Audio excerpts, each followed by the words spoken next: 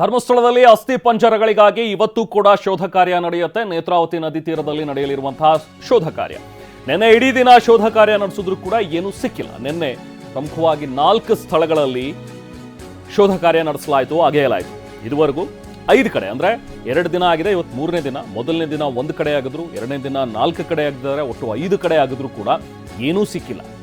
ನಿನ್ನೆ 2, 3, 4 ಮತ್ತು 5ನೇ ಪಾಯಿಂಟ್, ಆತ ಏನು 13 ಪಾಯಿಂಟ್ಗಳನ್ನು ಗುರುತಿಸಿದಾನೆ, ಅದರಲ್ಲಿ 5 ಪಾಯಿಂಟ್ಗಳು ಈಗ ಮುಗಿದಿವೆ. ಇನ್ನು ಇವತ್ತು 6ನೇ ಪಾಯಿಂಟ್ನಿಂದ ಸ್ಟಾರ್ಟ್ ಮಾಡ್ತಾರೆ. ಬೆಳಿಗ್ಗೆ 10 ಗಂಟೆಯಿಂದಲೇ ಶೋಧ ಕಾರ್ಯ ನಡೆಯುವಂಥ ಸಾಧ್ಯತೆ ಇದೆ. ಬೇಗನೆ ಆರಂಭಿಸ್ತೀವಿ ಅನ್ನುವಂಥದ್ದನ್ನು ಹೇಳಿದ್ದಾರೆ. ಇನ್ನು ಇವತ್ತು ಎಷ್ಟು ಕಡೆ ಅಗಿತಾರೆ ಅನ್ನುವಂಥದ್ದನ್ನು ನೋಡಬೇಕು. ಯಾಕಂದರೆ ಇಟ್ ಡಿಪೆಂಡ್ಸ್, ನಿಮಗೆ ಆ ಸ್ಥಳ ಹೇಗಿರುತ್ತೆ, ಅಲ್ಲಿ ನಿಮಗೆ ಅಗಿಯೋದಕ್ಕೆ ಯಾವ ರೀತಿಯಾಗಿ ಸಹಕಾರಿ ಆಗಿರುತ್ತೆ, ಮಳೆ ಬೇರೆ ಬರ್ತಾ ಇದೆ, ಇದೆಲ್ಲವನ್ನೂ ಕೂಡ ನೋಡಿಕೊಂಡು ಈ ಉತ್ಖನನ ಕಾರ್ಯವನ್ನು ನಡೆಸಬೇಕಾಗತ್ತೆ.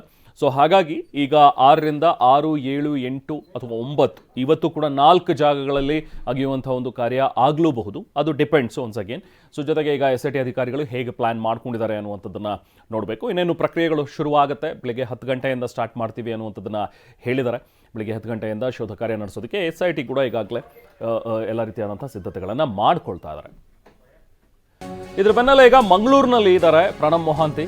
ಸೊ ಅಲ್ಲೇ ಇದ್ದರು, ರಾತ್ರಿ ಕೂಡ ಅಲ್ಲೇ ಮೊಕ್ಕಾಂ ಹೂಡಿದ್ದಾರೆ ಪ್ರಣಬ್ ಮೊಹಾಂತಿ, SITಯ ಮುಖ್ಯಸ್ಥರು.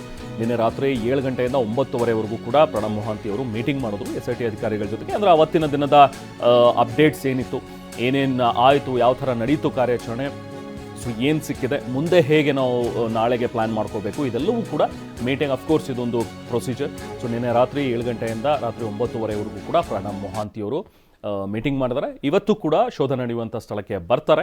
ಬಂದು ಅವರ ಉಸ್ತುವಾರಿಯಲ್ಲೇ ಆಲ್ಮೋಸ್ಟ್ ಎಲ್ಲವೂ ಕೂಡ ನಡೀತಾ ಇರುವಂಥದ್ದು. ಸೊ ಹಾಗಾಗಿ AC ಕೂಡ ಇರ್ತಾರೆ, ಸ್ಟೆಲಾ ವರ್ಗೀಸ್ ಅವರು, ಜೊತೆಗೆ SITಯ ಎಲ್ಲ ಅಧಿಕಾರಿಗಳು ಅವರ ನೇತೃತ್ವದಲ್ಲಿ ಇವತ್ತು ಕೂಡ ಅಗೆಯುವ ಕಾರ್ಯ ಆಗತ್ತೆ.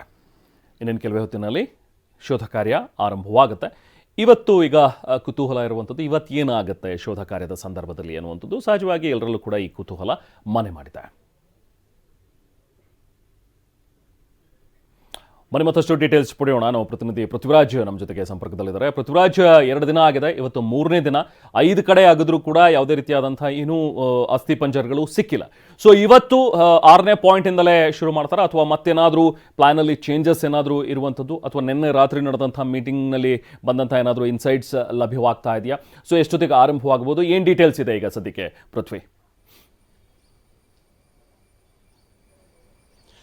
ರೆಹಮಾನ್, ಇವತ್ತು 3ನೇ ದಿನ ಇವತ್ತು ಉತ್ಖನನ ಕಾರ್ಯವನ್ನು ಆರಂಭಿಸ್ತಾರೆ. ಒಂದು 10-10:30 ಸುಮಾರಿಗೆ ಆರಂಭ ಆಗುವಂಥ ಸಾಧ್ಯತೆ ಇದೆ. ಸೊ ನೀವು ಹೇಳ್ದಂಗೆ ನಿನ್ನೆ ಮೀಟಿಂಗ್ನಲ್ಲಿ ಏನಾಯಿತು ಅನ್ನೋದು ಇನ್ನೂ ಕೂಡ ಹೆಚ್ಚಿನ ಮಾಹಿತಿ ಸಿಕ್ಕಿಲ್ಲ. ಆದರೆ ಪರ್ಟಿಕ್ಯುಲರ್ ಆಗಿ ಇವತ್ತಿನ ಒಂದು ಕಾರ್ಯಾಚರಣೆ ಹೇಗಿರಬೇಕು, ಯಾವ ರೀತಿ ಅದನ್ನು ಡಿಗ್ ಮಾಡಬೇಕು, ಸೊ ಯಾವ್ಯಾವ ಪ್ರೊಸೀಜರ್ಗಳನ್ನ ಹೆಚ್ಚುವರಿಯಾಗಿ ಫಾಲೋ ಮಾಡಬೇಕು ಅನ್ನೋ ನಿಟ್ಟಿನಲ್ಲಿ ಮೊಹಾಂತಿ ಅವರು SIT ಅಧಿಕಾರಿಗಳ ಜೊತೆ ಚರ್ಚೆಯನ್ನು ಮಾಡಿದ್ದಾರೆ. ಮತ್ತು ನಿನ್ನೆ ಬೆಳಗ್ಗೆ ಏನು ಆ ಒಂದು ಅನಾಮಿಕ ದೂರುದಾರ ಇದ್ದ, ಅನಾಮಿಕ ದೂರುದಾರ ಆರಂಭಿಕ ಹಂತದಲ್ಲಿ, ಅಂದರೆ ಏನು 11 ಕಾಲಿಗೆ ಆರಂಭಿಕ ಹಂತದಲ್ಲಿ ಉತ್ಖನನ ಸ್ಟಾರ್ಟ್ ಮಾಡೋಕ್ಕೆ ಹೋಗ್ತಾ ಇದ್ರು. ಆ ಸಂದರ್ಭದಲ್ಲಿ 11 ಮತ್ತು 12, 13 ಈ ಪಾಯಿಂಟನ್ನು ಆರಂಭಿಕ ಹಂತದಲ್ಲಿ ಆಗಿರಿ, ಅಲ್ಲಿ ಜಾಸ್ತಿ ಸಿಗುತ್ತೆ ಅಂತ ಹೇಳಿದ್ದ. ಆದರೆ SIT ಅಧಿಕಾರಿಗಳು ಅದಕ್ಕೆ ಒಪ್ಪಲಿಲ್ಲ. ನಾವು ಏನು ಪ್ರೊಸೀಜರ್ ಪ್ರಕಾರ 1 ಆಗಿದೆ ಮೊನ್ನೆ, ಅದೇ ಥರ ನಿನ್ನೆ 1 ಆಗಿದೆ, ಇವತ್ತಿನಿಂದ 2, 3 ಈ ಥರ ಸ್ಟಾರ್ಟ್ ಮಾಡ್ತೀವಿ ಅಂತ ನಿನ್ನೆ ಆತನಿಗೆ ಹೇಳಿದರು. ಸೊ ಆದ್ದರಿಂದ ಸೀರಿಯಲ್ ಪ್ರಕಾರನೇ ಮಾಡ್ಕೊಂಡು ಬಂದರು.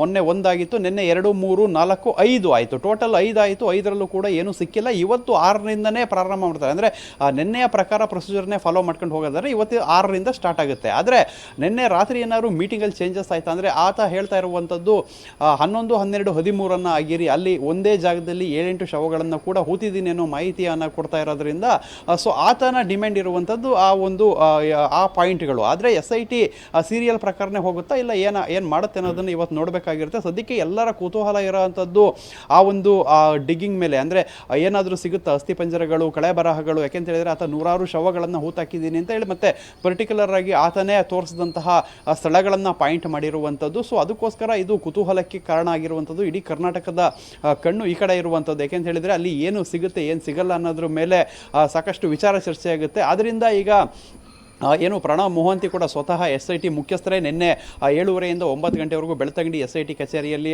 ಸಭೆಯನ್ನು ಮಾಡಿದರು. ಅದಾದ ಬಳಿಕ ಮಂಗಳೂರಿಗೆ ಬಂದು ಹಾಲ್ಟ್ ಆಗಿದ್ದಾರೆ. ಇವತ್ತು ಕೂಡ ಸ್ಥಳಕ್ಕೆ ಭೇಟಿ ನೀಡುವಂಥ ಸಾಧ್ಯತೆ ಇದೆ. Rahman, right, thank you Prithviraj.